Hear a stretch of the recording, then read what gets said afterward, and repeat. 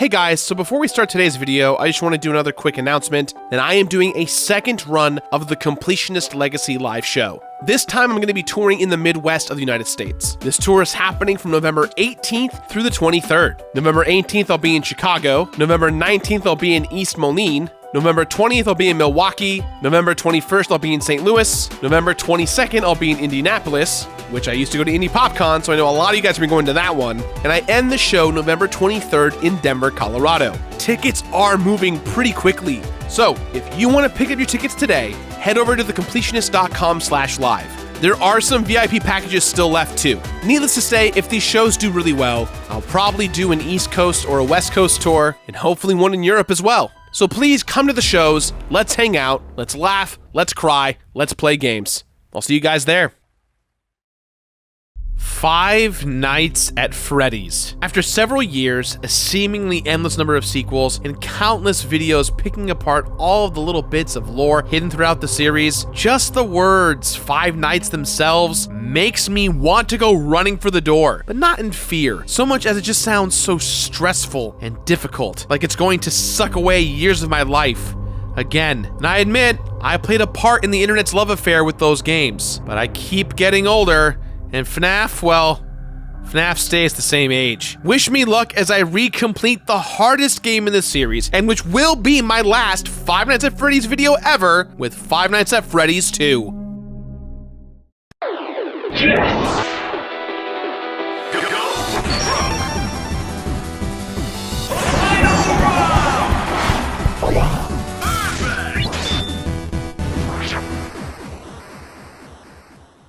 Hey everyone, and welcome to the Completionist New Game Plus, a show where I'm recompleting the first 120 games I ever featured here on my channel. Guys, it's days like today when I question this whole endeavor of redoing these episodes. I think I've made it pretty clear how done I am with completing the Five Nights at Freddy's games, new and old. There are just so many of them, and completing them involves so much luck and so much stress that I've had to see a doctor, and you know what? I'm just not gonna do this anymore. I'm done. Screw it. 119. I said I'd recomplete all these games, but life is too short. I'm gonna go home and relax and just... Oh my gosh. Oh my gosh, who's doing this? Look, I gotta get out of here. This is dumb. I just gotta go. Complete the game, Gerard! Okay, so apparently the whole TOVG crew aren't gonna let me leave until I've completed the goddamn game, but fortunately the people I work with aren't all that scary, so hopefully I'll be okay. What the? When I last played Five Nights at Freddy's 2, it was pretty much immediately after I played the first game, which was partly because they came out like a month or two apart. And while I didn't yet know that there would continue to be a barrage of these games released one right after another, I was already starting to get a little burned out, mostly due to FNAF 2's difficulty. Now, admittedly, I enjoyed the first game and really enjoyed being a part of the conversation that broke out around the time. But with each subsequent title, my enthusiasm for these bare bones little horror games had started to wane, which isn't to say that I don't admire what creator Scott Cawthon has made here. The internet loves these things, and it's easy to see why. If there had only been one game, I don't know how much staying power it would have had, but releasing a much harder sequel immediately after the first cemented Freddy's notoriety and set the tone for the rest of the series. Much like the first game, Five Nights at Freddy's 2 traps you in the security room of Freddy Fazbear's Pizza as a horde of animatronic monstrosities roam the halls, ready to murder anyone they find. There are little tidbits of lore interspersed throughout, including that this game is a prequel to the original, and more allusions to the Bite of 87, the notorious incident that started it all. There are way more animatronic monsters in this one, for a grand total of 11. There are the 4 originals, mangled and decayed versions of them, and an evil freaking puppet that pops up if you don't keep his music box wound up, and that's on top of having to check all the cameras to keep track of where each mechanical monstrosity is. Although you don't have to worry about reserving power like you did in the first game, this one takes the goddamn doors away, leaving you instead with a series of vents and a wide open hallway that you have to shine your flashlight down. And your flashlight has limited batteries because of course it does. Five Nights at Freddy's 2 is also notorious for being the most difficult of these things, which is really saying something. Completing this just about broke me last time, and the relief I felt when I finally did it was, well... Oh my god! You get it. But hopefully the gods of RNG will be on my side, and I'll make it through with only a fraction of the stress I felt before. But this is Five Nights at Freddy's after all, so I'm not gonna hold my breath. Okay, look, obviously I don't want to have to do any of that stuff if I can help it.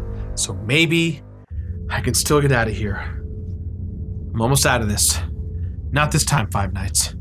Not this time. Jesus Christ, Ted. Ugh. This is so stressful. Why are you doing this? Oh, transition. I see. Yeah, thanks for the transition help, I guess. I'm out of here. This is so lame.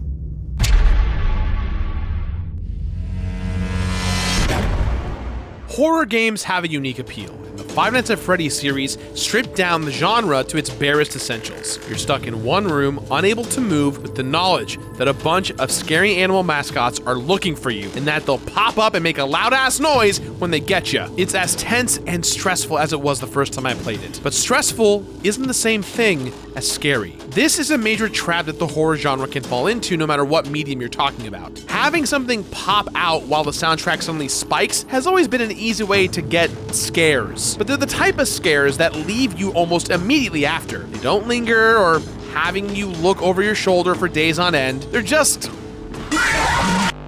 loud. Last time I played with the volume up all the way for the full experience, but this time I couldn't even be bothered to try to be scared. For each of the terrible nights that your security guard character spends at Freddy's, he only has to last for about 7 real-life minutes, which is even shorter than the first game. But there are so many more ways you can die in this one that make 7 minutes feel even longer than I remember. You have to constantly check your cameras and open the hallway and the 2 vents on either side. And then the music box adds another layer of micromanagement on top of that, since no one wants to get murdered by an evil marionette doll. But it took me a while to get back into the game's rhythm, and if you suck at multitasking or forget to do one of these crucial steps, you'll get one of the game's signature jump scares. And honestly, after a certain point, those jump scares aren't even startling, much less scary. They mostly just made me mad that I had to start the night all over again. When I played through FNAF 2 the first time, the games were new and the scares still got me every now and then. But now, each jump scare is greeted with a shrug instead of a, jump. This is especially true as the nights go on, and by the time you've beaten the 6th night and unlocked the custom night mode, it's just as much of a gauntlet of frustration as I remember it being. With so many animatronics roaming the halls and so much RNG involved, whenever I failed, it didn't even necessarily feel like it was my fault, but rather a general unfairness. And sure, there's something creepy in all of these games about seeing the animatronics lurking around the edge of the office, even if I still think it's funny that they're just GIFs. It's an indie game, and I don't expect high-tech scares, but that creepiness wore off even more immediately this time around, partly because I was too busy frantically rotating through camera feeds and cranking up music boxes. The FNAF games have been described as stress management simulators, at least by me, and that's still pretty accurate, but it's a different thing from what they're sold as, a true horror game that haunts you with imagery or scenarios that stick with you, which isn't something that these games are particularly interested in. When I sign up for something in the horror genre, I want to be scared. Even knowing what everyone's doing right now, instead of being scared, I'm just annoyed because my friends are gonna pop out and yell at me. There's a difference between all this, I think there's a true, genuine... Alright, that's Bradley with no shirt and a Yoshi hat. Scariest thing I've seen, let's go. Look, I have completed almost all of the Five Nights games, and I think it's always been clear that I love difficulty in games, and I love difficult challenges that are designed for completionists like myself. I was into that sort of thing when I first played it, and I still am to this day. But Five Nights 2 takes its difficulty to a whole other level. I don't mind that it's hard, but I found it way too hard to be fun last time, and that sentiment still stands. I still think that way too much of the difficulty for Five Nights 2 is entirely founded and based on RNG. So while a whole online community sprung up around completing these games, Five Nights 2 never goes out of its way to make it worth it. And the community was a large part of what made these games so fun when they came out. But now, that's kind of worn off. There's not much there to make me want to push through a gauntlet of animatronic stress anymore. As I noted last time, by the 3rd level, FNAF 2 is already as hard as anything in the first game was, and there are still several nights to go. The unlockable 6th night is also hard, but by that point, it's all determined so much by trial and error. I tried employing the same strategies that got me through it last time in order to minimize my chances of death. But just like in real life, sometimes the scary animals are just gonna get you no matter what you do. But the real nightmare here, once again, is still custom night mode. And while later games would go even crazier with the custom nights you could build, there are 10 preset custom night challenges here, which more than doubles the amount of nights I'd have to endure if I want to fully complete this game again. Look, I'm gonna be f***ing blunt, it's too many nights. It was too many then, it's too many now. Being stuck in a doorless murder box is bad enough, but one can only endure such a fate for so many nights. 5 sounds reasonable, 6 is doable. And I even think that the 10 extra challenges might be manageable if I wasn't destined to a second date with the granddaddy of them all, the Golden Freddy Challenge. All right, so the first game has its 2020 challenge that was made up by the community at large. In FNAF 2, this one has all 10 characters cranked up to a difficulty of 20, plus the pesky puppet. That's 10 20s. That's too many 20s. I don't want that many 20s unless they're in my wallet, because those 20s won't be trying to murder me, they'll be trying to stay in my wallet and help me with my life. Golden Freddy mode is what nearly killed me last time. With that many animatronic animals running around, you're truly at the mercy of the RNG, which I now have even less patience for. It isn't to say that I didn't also have to be constantly vigilant, because I did. Animatronic death lurks around every corner, and the thought of surviving for 7 minutes starts to sound totally impossible. That's why I freaked out so much the last time when I finally did it. Oh my god! Okay. Because I was genuinely starting to feel like I never would, and because it felt totally out of my control. So while the first few nights of FNAF 2 are reasonable fun before they start to get super hard, I can't honestly imagine anyone enjoying Golden Freddy mode, much less enjoying it enough to do it twice. It's death. It's just pure death. A constant, unending parade of death. I don't feel like I was getting closer each time. It just felt random. In fact, usually when I go back to a game for New Game Plus to recomplete, I have an easier time. This was not the case here. It felt just as random and as hard as it did before. And while it didn't take me quite as long, I don't think that was necessarily because I did anything right. I just wanted it to be over so badly, especially knowing that this is the last time I'll ever have to cover one of these games ever again. And the universe finally showed me a little bit of mercy. Even now, knowing this is my last time completing a FNAF game ever, it doesn't feel like my nightmare is over. There's always going to be more of these games, and there are probably still more people lurking around this office trying to scare me or something. Oh, hey, Fraser. Hey. What's up, dude? Nothing much. You're not here to, like, scare me or be weird or anything, are you? No. Cool. I'm going to let Bradley do that. Oh my god, this is, no. Just like these games are superficially scary, the rewards for completing them are also skin deep, or fur deep, or whatever animatronic animals have instead of skin or fur. I don't know, this game is weird. When you beat the first 5 nights, you get a star in the main menu and a paycheck for $100, which is not nearly enough for anyone, but it's slightly less insulting than the paycheck for the 6th night, which is just $20 for overtime. Gee, thanks. But those paychecks and the article that appears alongside it also offer up little bits of lore, which is what people are really after. It's on the first check that you get the reveal that the game is a prequel to the first one. The 6th night also gets you a 2nd star in the menu, and you just know there's a 3rd star waiting for you once you've beaten the custom night. If I was the sort of person who would be satisfied with just 2 stars, I would have, but, well, you know. The 3rd star shows up once you've beaten 2020 mode, but that's not the end of it. Each of the other challenges gets you a little figurine for the security office desk, which is kinda cute. If you've spent every night being stalked by animatronic monsters, I'm not totally sure why you'd want figures of them on your desk, but hell, I'm not here to judge, because I fought my way all the way through Golden Freddy mode just to get, you guessed it, a Golden Freddy plushie on the desk. Totally worth it. A great use of my time once again. The most worthwhile endeavor I've ever undertaken. I'm certainly not just as mad about it this time as I was last time, no sir! But that's it. I did it. I'm done.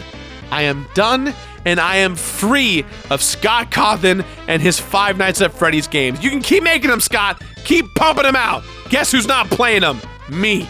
So while that feels good, I'm sure I'll still shudder every time I drive past a Chuck E. Cheese. I'm just so over it, you guys. When I recompleted Five Nights at Freddy's 2, there were 45 deaths at the hands of Freddy and his fuzzy friends, mostly during Golden Freddy mode. Surprisingly enough, this is fewer deaths than last time, but still way too many. 11 monstrous mechanical murder machines, which I found a lot less unsettling now than I did before.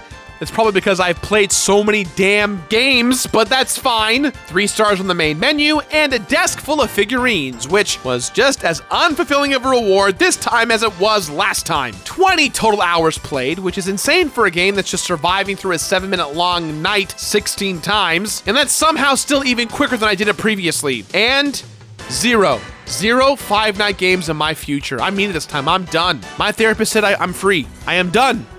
I still think there are things to love about the Five Nights series, but completing these games just isn't fun, especially this one.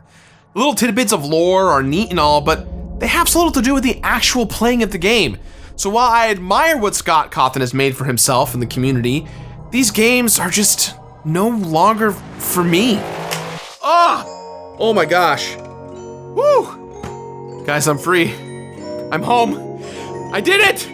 With that in mind, guys, I give this game its new completionist rating of play it, as in play it once and never again. Woo!